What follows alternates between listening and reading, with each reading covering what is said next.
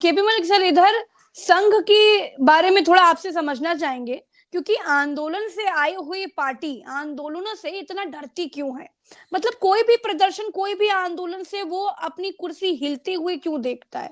संघ ने भी अब भारत में युवा विद्रोह की आशंका जता दी है। बहुत बड़ी बात मोहन भागवत ने शताब्दी वाले दिन कही है। आपको क्या लगता है इसके पीछे क्या है? क्या वो खुद संघ जेनजी नाम से या फिर जेनजी के किसी आंदोलन से डर रहे हैं, या फिर वो गुजरात लॉबी को संकेत दे रहे हैं, चिता रहे हैं? क्या है पूरा माजरा, जरा खोल कर बताइए।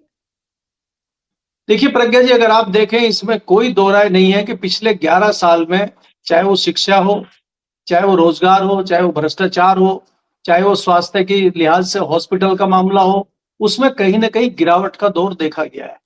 मोदी जी लगातार कहते थे कि हम 1 साल में 2 करोड़ रोजगार देंगे, तो 11 साल में आपको 22 करोड़ रोजगार दे देने चाहिए थे। और यहाँ खबरें ये आ रही हैं, डाटा इस तरह का मिलता है कि लगभग 11 करोड़ रोजगार लोगों के चले गए, चाहे किसी के धंधे बंद हो गए, चाहे किसी की नौकरी चली गई है, ऐसे बेरोजगारों की संख्या बढ़ गई है।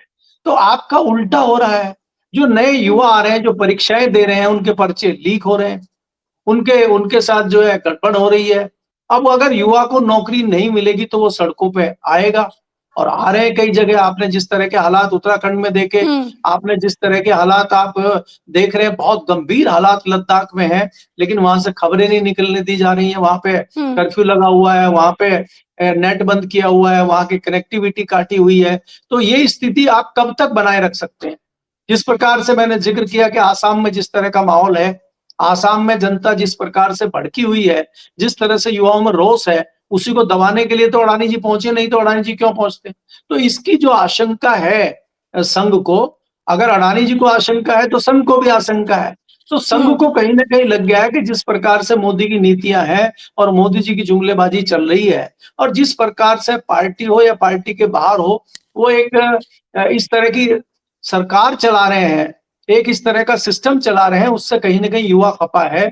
और युवा अगर सड़क पे आता है तो वो पिछली चीजें, आज का युवा कुछ चीज समझता नहीं है, क्योंकि ना वो टीवी देखता है, ना वो अखबार देखता है, और वो इतिहास में जाना नहीं चाहता है। वो आज की बात करना चाहता है। वो वो चाहता है कि मेरा रोजगार है कि नहीं, मेरी मेरी जो जरूरतें हैं वो पूरी हो रही है कि नहीं, सरकार कुछ सहयोग कर रही है कि नहीं। अब सरकार में अगर वो सब जगह भ्रष्टाचार देखता है, आप तो कह रहे थे कि चप्पल में लोग हवाई यात्रा करेंगे, टिकट नहीं मिल रहे हैं लोगों को, इतनी महंगी टिकटें हैं फ्लाइट की। रेलवे का बुरा हाल हो गया, जिस रेलवे को आप कह रहे थे कि हम हाई स्पीड ट्रेन चलाएंगे और ये हो जाएगा, पुरानी ट्रेनों को ही आप पोत पात के चला दे रहे हैं और उनमें टिकट नहीं मिल रहे, कंफर्म नहीं हो रहे। रेलवे की व्यवस्था बहुत खराब है, किसी का आज तक इस्तीफा नहीं हुआ उसको लेके। तो इससे कहीं ना कहीं युवा गुस्से में आ सकता है। इस प्रकार की आशंका जाहिर की है संघ प्रमुख ने, और उनकी उनकी जो आशंका है वो वाजिब है कहीं ना कहीं, इसीलिए उन्होंने इस चीज का जिक्र किया है। लेकिन जो गुजराती लोबी है वो उसको सुनना और समझना नहीं चाहती। मैं मोहन भागवत ने जो बयान दिया था शब्दशः कोट करके एक बार आपको सुना रही हूँ, दर्शकों को बता रही हूँ। उन्होंने ये बयान दिया कि जब सरकार जनता से दूर रहती है और उनकी समस्याओं से काफी हद तक अनभिज्ञ रहती है और उनके हित में नीतियां नहीं बनाई जाती, तो लोग सरकार के खिलाफ हो जाते हैं। जैसे कि हमने देखा कि किसी भी तरह के सवाल को जो सरकार से किए जाते हैं, चाहे वो सोनम वांगचुक जैसे लोग उठा रहे हो, चाहे वो तमाम पत्रकार उठा रहे हो, सरकार उन्हें ये समझ लेती है कि ये तो हमारा दुश्मन है, ये भाई ठीक लोग नहीं है, ये देश के खिलाफ हैं, ये तो देशद्रोही लोग हैं, तो उनके ऊपर देशद्रोह का ठप्पा लग जाता है। ये क्या जो मोहन भागवत है, ये क्या बताने की कोशिश कर रहे हैं, और ये किसको कह रहे हैं कि जब सरकार लोगों को नहीं समझ पाती तो ये सब कुछ होता है? क्या मोदी सरकार को एक तरह का अल्टीमेटम देने की कोशिश की जा रही है क्या कि सुधर जाओ?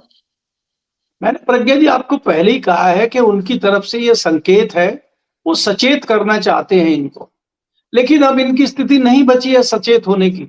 अब मामला काफी आगे बढ़ चुका है।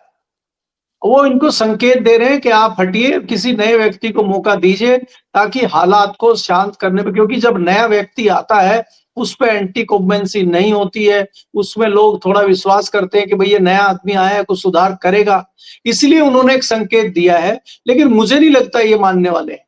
आप ये देखिए कि यहाँ पे कोई भी जरा सा विरोध करता है या कोई सवाल पूछता है, उसको पहले नंबर पे देशद्रोही ठहरा दिया जाता है। इनका अपनी किसानों कुर्सी ने हिलती 13 हुई दिखने महीने लगती है। किसानों ने 13 महीने दिल्ली में धरना दिया, उनको देखा आपने खालिस्तानी, देशद्रोही, आतंकवादी, क्या-क्या उनको बता दिया गया। तो ये किसी भी वर्ग को, अब ये युवा वर्ग को अगर इस तरह से करेंगे, तो युवा वर्ग फिर गुस्से में आ जाता है और युवा वर्ग को कंट्रोल करना मुश्किल हो जाता है। किसान का जो आंदोलन था उसमें उसको नियंत्रित करने के लिए उनकी यूनियनें थी, किसान संगठन थे। अगर जेन ज़ी आते हैं तो उनका नियंत्रण किसी के हाथ में नहीं होगा, उनको नियंत्रित करना बड़ा मुश्किल हो जाएगा। तो ऐसी स्थिति अगर भारत में आती है, हालाँकि मैं नहीं समझता कि भारत में इतना आसान है, क्योंकि भारत बड़ा देश है, हमारा तमाम चीज़ें सिस्टम है इतना बड़ा, लेकिन अगर होता है तो सँभालना मुश्किल हो जाएगा, इसमें कोई दो राय नहीं है। तो इसलिए वो सरकार को चेताने का काम अगर संघ कर रहा है, मोहन भागवत जी कर रहे हैं, तो मोहन भागवत जी तो एक हिसाब से संघ प्रमुख है और संघ तो भारतीय जनता पार्टी के ऊपर है। अगर वो चिंता कर बिल्कुल। रहे हैं, हम्म। तो वो निश्चित तौर पे कोई बड़ा इंडिकेशन इनको दे रहे हैं, लेकिन ये इंडिकेशन को ले रहे हैं कि नहीं ले रहे हैं, ये आपके सामने है, क्योंकि ये तो सुनने को तैयार नहीं है। ये तो 24 घंटे चुनावी मोड में रहते हैं, अब इनको सिर्फ और सिर्फ बिहार के चुनाव दिख रहे हैं। देश की कोई समस्या, देश की कोई प्रॉब्लम इनको दिखाई नहीं दे रही है। उसी का नतीजा है कि बिहार हो, चाहे देश का दूसरा कोना हो, इनकी नेगेटिविटी शुरू हो चुकी है।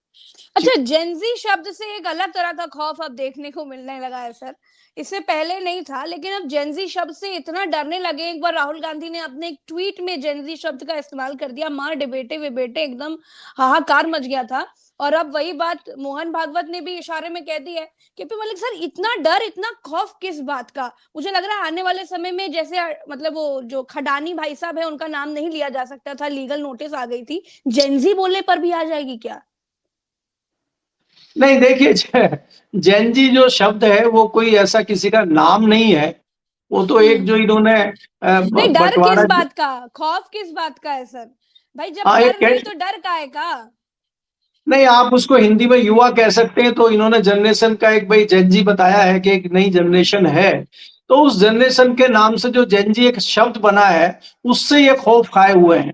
वो एक क्यों? ऐसी मिसाइल है, वो जेन जी एक ऐसी मिसाइल है जो कई जगहों को, कई देशों को, कई लोगों को बर्बाद कर चुकी है, तबाह कर चुकी है, तो इसलिए उस नाम से इनको डर लगता है। जैसे पहले हम ब्रह्मास्त्र की बात करते थे, या किसी आप सुखोई विमान की बात करने लगे कि बड़ा घातक है ये, तो वो शब्द इनको बड़ा घातक दिखता है, और वो घातक है, अगर वो आ गया तो क्या होगा, उससे कहीं न कहीं इनको डर लगता है। और ये जेन ज़ी शब्द को ऐसा करना चाहते हैं, ऐसे तरीके से करना चाहते हैं कि ये बहुत नेगेटिव है, लेकिन विपक्ष के लिए, बाकी लोगों के लिए पॉजिटिव भी है। भारतीय जनता पार्टी और भाजपा की सरकार के लिए ये शब्द नेगेटिव है, और ये उसको नेगेटिव कैटेगरी में डालना चाहते हैं। और जैसी आशंका आपने की है कि कल को ये भी हो सकता है कि अगर हम लोग सोशल मीडिया में या किसी टीवी चैनल पे जिक्र करते हैं जैन जी का, तो हमें भी नोटिस आ सकता है, और कल को चैनल को भी कहा जा सकता है कि जैन जी नहीं बोलेंगे आप, तो हम जैन जी नहीं बोलेंगे, फिर हम फैन जी बोल देंगे, फिर आप फैन जी पे बोल लगाएंगे, हमको दूसरा जी बोल देंगे। तो जी। ये तो देखिए किस किस पे आप बैन लगाएंगे, आप मूल समस्या का हल नहीं करना चाहते। आप मुझे बताइए कि ये जो इतने दिनों से आंदोलन चल रहा है उत्तराखंड में, जो वहां परीक्षाएं रद्द हुई हैं, कितना हास्यास्पद है कि मुख्यमंत्री रहते हुए एक व्यक्ति अपना चुनाव हार गया विधायक का, और उसको आपने दोबारा मुख्यमंत्री बना दिया। ऐसी क्या खासियत उसमें है? उसपे भी तमाम आरोप लग रहे हैं, आप हटा नहीं रहे हैं उसको। तो ये जताता है जो लोगों में बहुत गुस्सा है। आपने पूरे पहाड़ों को खुदवा दिया है, पूरे पहाड़ों को घायल कर दिया है, जंगलों को कटवा दिया है, उससे हाथ होके ही तो मुरली मनोहर जोशी ने चिट्ठी लिखी है। अगर मुरली मनोहर जोशी जैसे लोग, जो भारतीय जनता पार्टी के लोग हैं, जिन्होंने भारतीय जनता पार्टी की स्थापना हो, भारतीय जनता पार्टी को आगे बढ़ाने के लिए अपना पूरा जीवन लगा दिया, अगर वो लोग विरोध कर रहे हैं, तो आम आदमी और हमारा आप जैसे लोग भी विरोध कर रहे हैं, तो मुझे लगता है कि इनको डर लगना ही चाहिए। इसीलिए डरे हुए हैं कि अब आवाज जो बाहर से आ रही थी, जैसे कि आपने जिक्र किया कि राहुल गांधी कर रहे थे, राहुल गांधी तो कर ही रहे हैं, लेकिन अब तो अंदर से भी आवाजें आने लगी हैं, चाहे वो रूडी की आवाज हो, चाहे वो आर.के. सिंह की आवाज हो, चाहे वो बिल्कुल। अश्विनी चौबे की आवाज हो, चाहे मुरली मनोहर जोशी की आवाज हो। अभी तो कई लोगों को जागना है। मैं तो आपके हवाले से कहना चाहता हूं कि संजय जोशी को अब जाग जाना चाहिए। कब तक आप कुंभकर्णी नींद सोते रहेंगे? अब तो मौका है, आप जागे और आगे आए। भाई देखिए, गडकरी भी तो जागे हुए हैं ना। गडकरी को सुलाने के लिए ही तो ये वो लेके आए एथनॉल का मामला। नहीं तो एथनॉल में तो 300 कंपनी है भाई, 300 कंपनी पे आपको केस करना चाहिए। आप खाली आप खाली जो है गडकरी और उसके बेटों पे ही फंदा जकड़ेंगे, तो ये तो एक हास्यास्पद बात है। हालांकि मैं ये कह के गडकरी को क्लीन चिट नहीं देना चाहता, उन पे अगर गड़बड़ी हुई है तो जांच कीजिए। तो ये इस तरह की चीजें अगर कर रहे हैं तो इनको डर है कि आवाजें अंदर से उठने लगी हैं, तो उसको दबाने के लिए आप इस तरह और का कहीं मामला ना कर कहीं देंगे। और कहीं ना कहीं मोहन भागवत को भी ये संदेह है, इसीलिए वो सफाई भी एक तरीके से देने की कोशिश कर रहे हैं, क्योंकि उनका एक बयान जो आया उसने लोगों को बड़ा अचंभे में डाल दिया। उन्होंने ये कहा कि जब कई बर्तन साथ में होते हैं तो आवाज हो ही जाती है।